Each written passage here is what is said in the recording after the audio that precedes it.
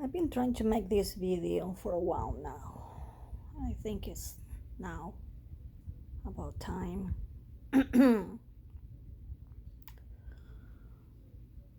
7 months ago, I went into ventricular tachycardia without me knowing what the hell was going on with me. Called 911 because I was not getting any better, and I started getting scared because it was not normal what I was feeling. So they rushed me to the hospital. I got there. I was met by nurses and all kind of doctors, and they asked me all kind of questions like, do you have a will? There is somebody that can make medical decisions for you. Is it okay if we need to get a blood transfusion on you? Do you give us the permission? And I'm freaking out. I never been in a hospital before, besides having my kids by C-section, 2 kids. So, but this was different, way different. And I was alone. Only me. Very scary. So the doctors and the nurses are working on me, and I'm crying. I'm freaking out because I don't know what's going on. And they asking me all these kind of questions. And I'm crying. I can barely breathe. And I asking me,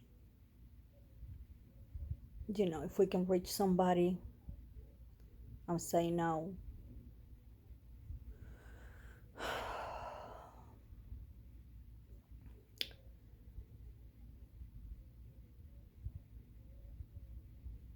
It's hard. This was a hard time for me to deal with that situation, and I'm crying. And I say to them, please don't let me die.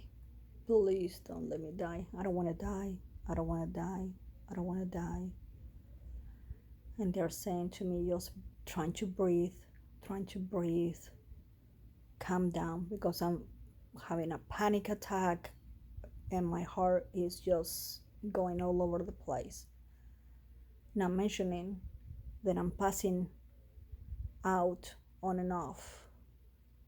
Yeah, I'm losing conscious since I was losing conscience here at my house without not knowing.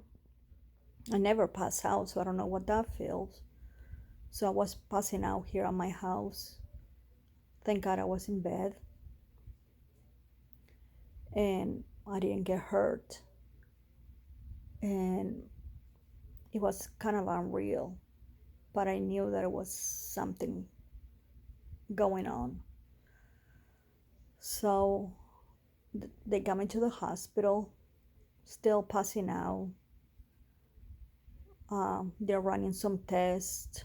They hooked me up to machines.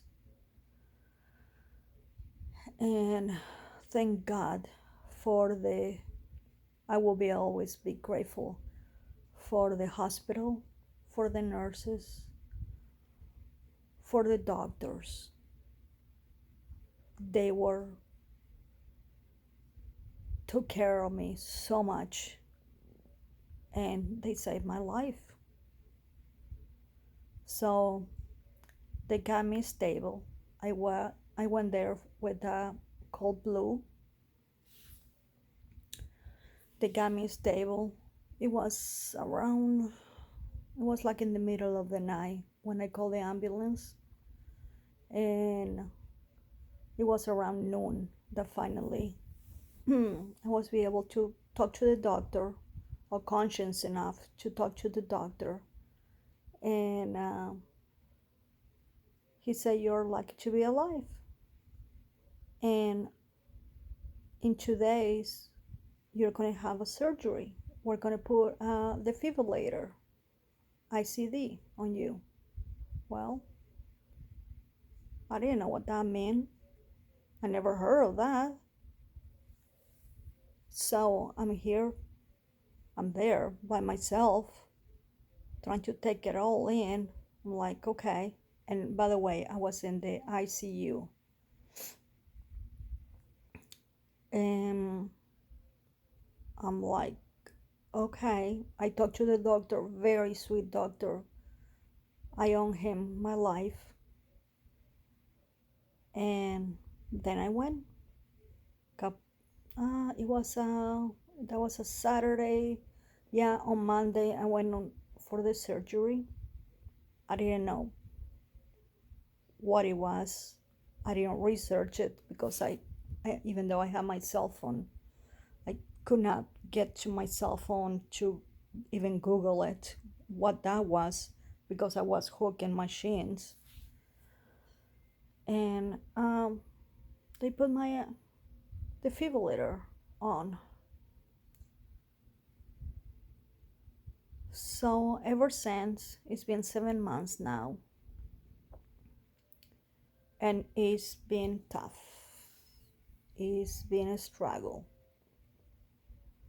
That was March, and here we are in October now, and in June I end up going back to the hospital because I have another episode, because I was not feeling good and I pass out again here. I was in my bed again, and they have to do a catheterization. So another put me under another surgery all by myself. Yeah. So it's been a couple, not a couple.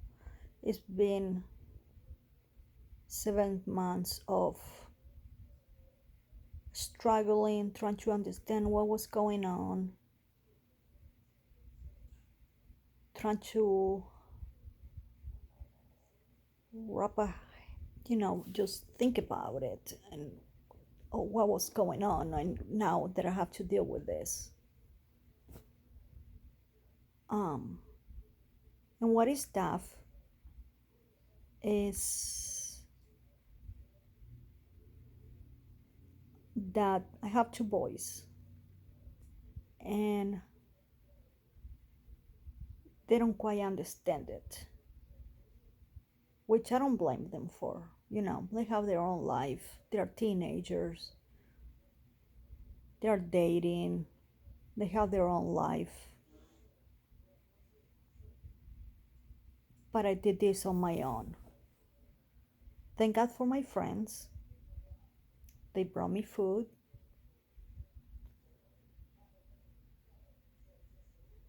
They pay attention to me. But it's been hard. And I know I have a new lease in life. I understand that. I get it. But it's hard to understand unless you are in my shoes.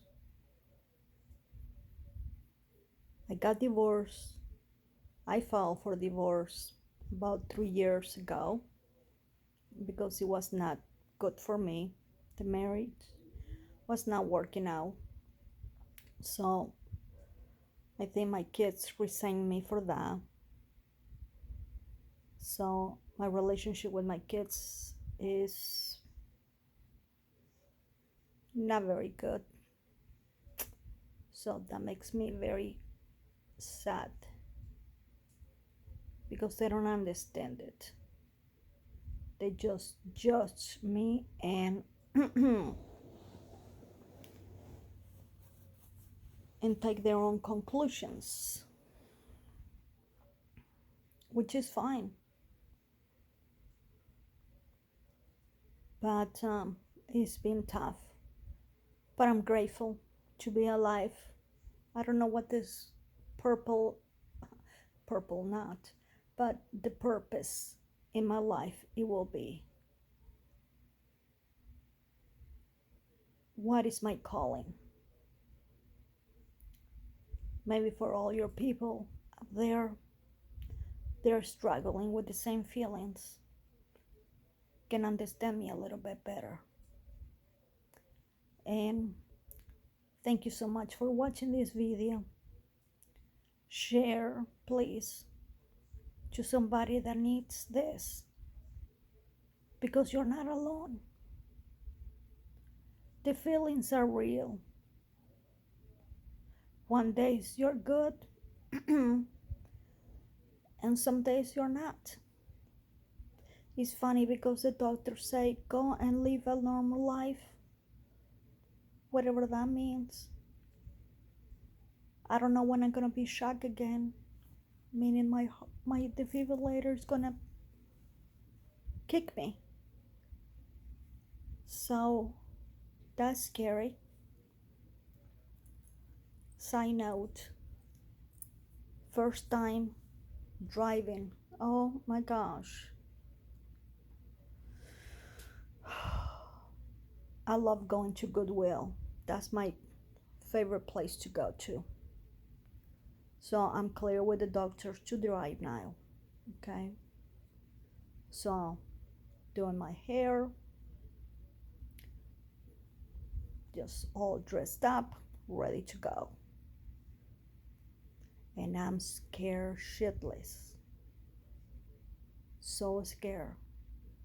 I'm like, what about if this thing kicks me? It's gonna shock me when I'm driving. So I'm here in my living room and saying to myself, that's your favorite place to go.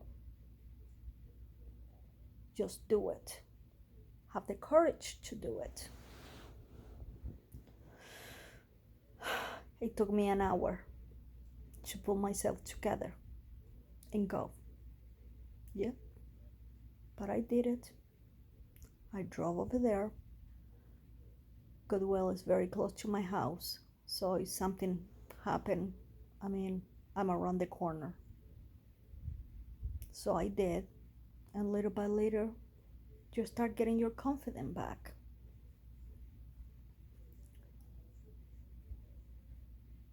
So, but at the same time, there are days that you pretend to be normal.